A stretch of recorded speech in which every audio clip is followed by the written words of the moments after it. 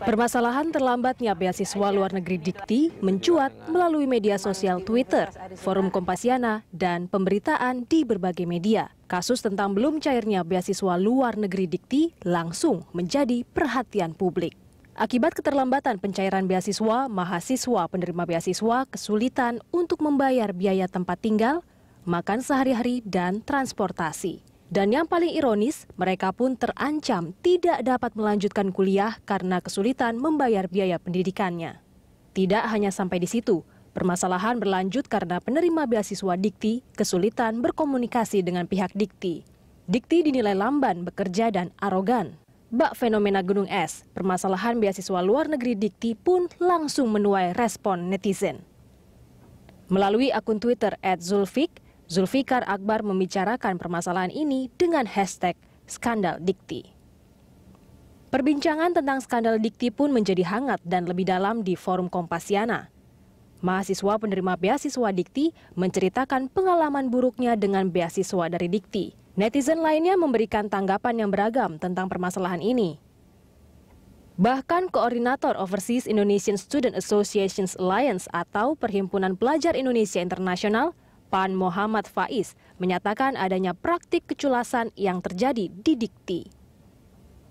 Ketua Umum Perhimpunan Karya Siswa Dikti di luar negeri, Nasir Soni pun mensinyalir adanya kekacauan sistem progres online di Dikti.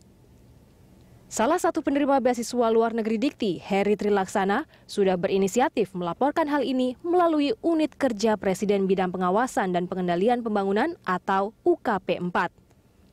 Namun, Dirjen Dikti Joko Santoso membantah adanya permasalahan dalam pencairan beasiswa untuk mahasiswa di luar negeri.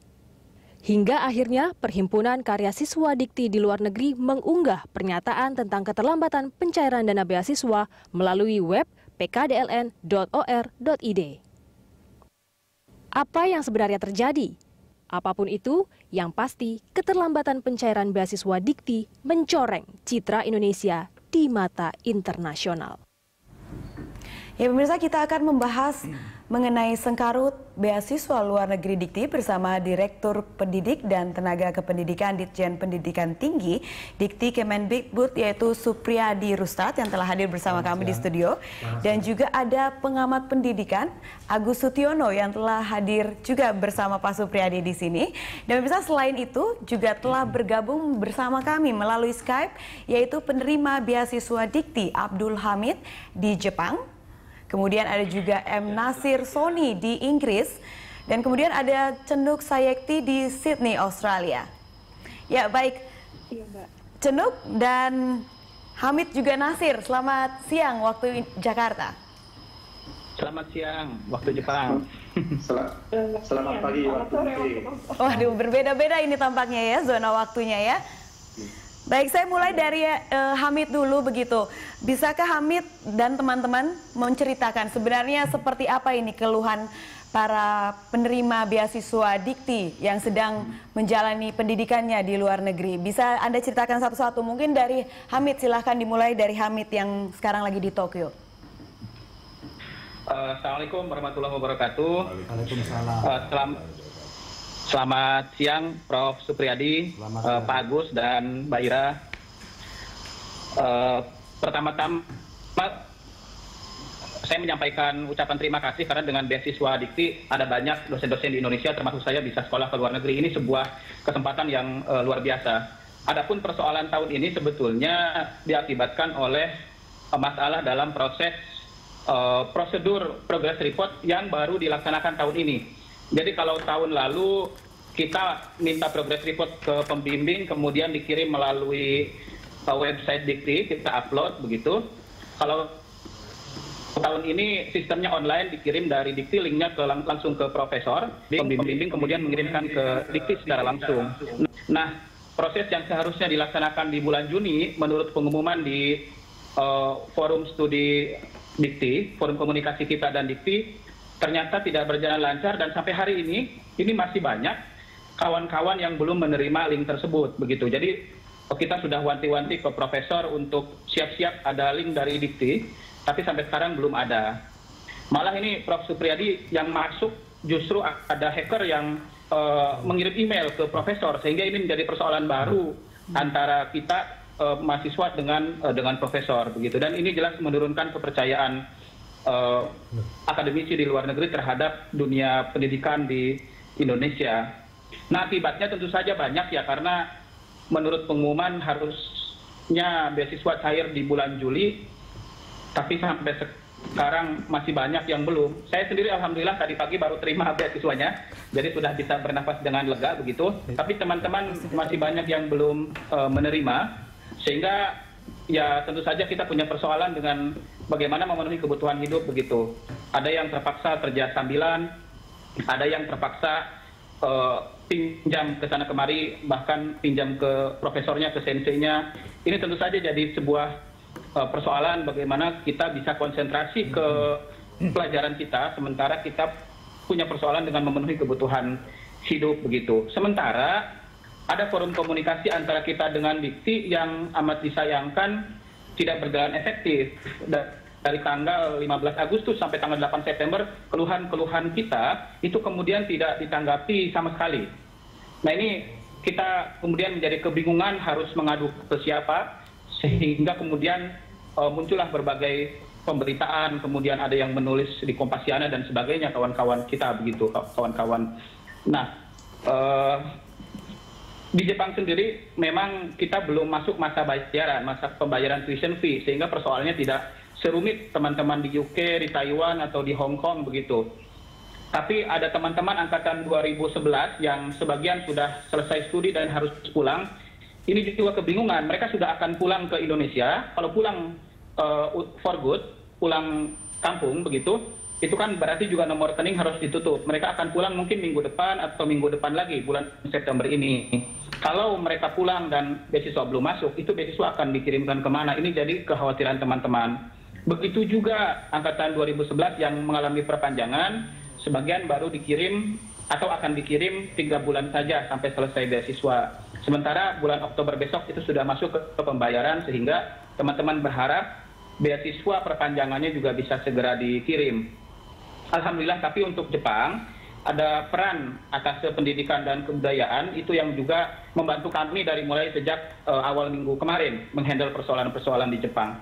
Jadi ini mungkin yang bisa saya sampaikan. Mungkin nanti Mbak Cenuk atau Pak Nasir bisa cerita lebih jauh, Mbak Ira. Terima kasih. Oke, baik. Terima kasih, Hamid. Untuk Cenuk dan Nasir ditahan sebentar. Pak Supriyadi, sedikit tanggapan ini mengenai keluhan-keluhan Hamid begitu.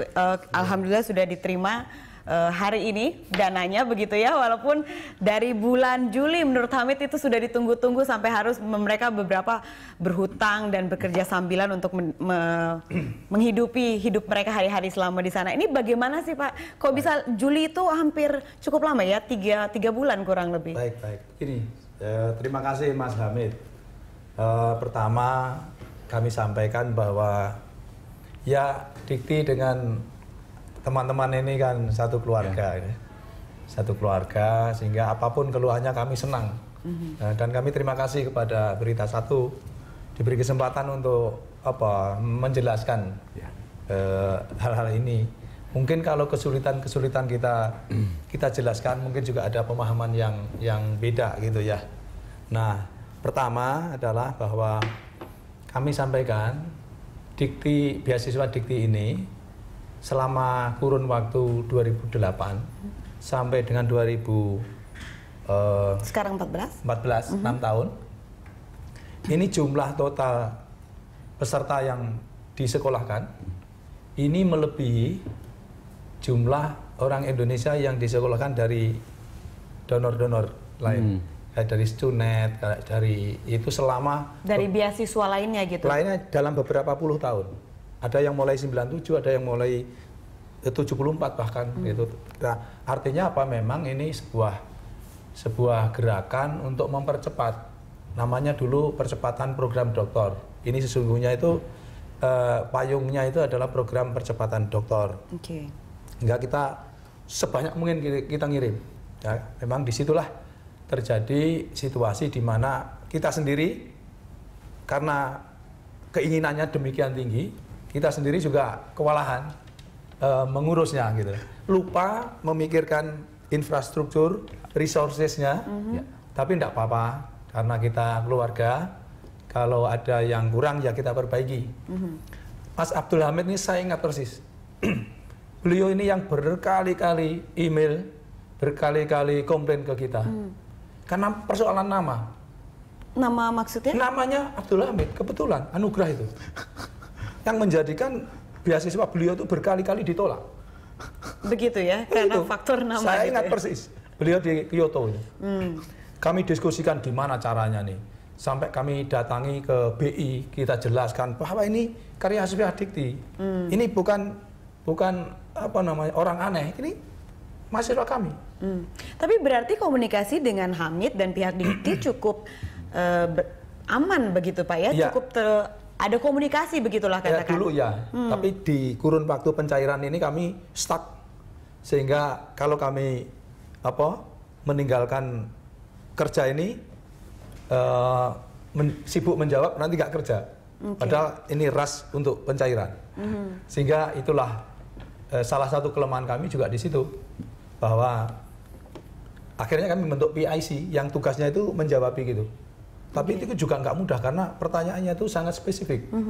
Teknis keuangan itu harus dijelaskan oleh yang mengetahui keuangan. Nah, tapi terima kasih Mas Hamid ya atas masukannya. Tadi disampaikan tentang di Jepang memang oke, karena mulainya Oktober. Mulainya Oktober, dan tentang progress report benar. Persoalannya adalah memang di format progress report. Baik, untuk progress report itu kita akan membahasnya lebih detail, tapi kita harus jeda pariwara dulu. Ya. Pak Supriyadi ditahan dulu, dan juga masih ada komen dari beberapa juga permasalahan dari beberapa teman-teman kita, itu yang dari Nasir di Inggris dan juga Cenuk di Australia. Pemirsa, kami akan kembali setelah jeda pariwara berikut ini.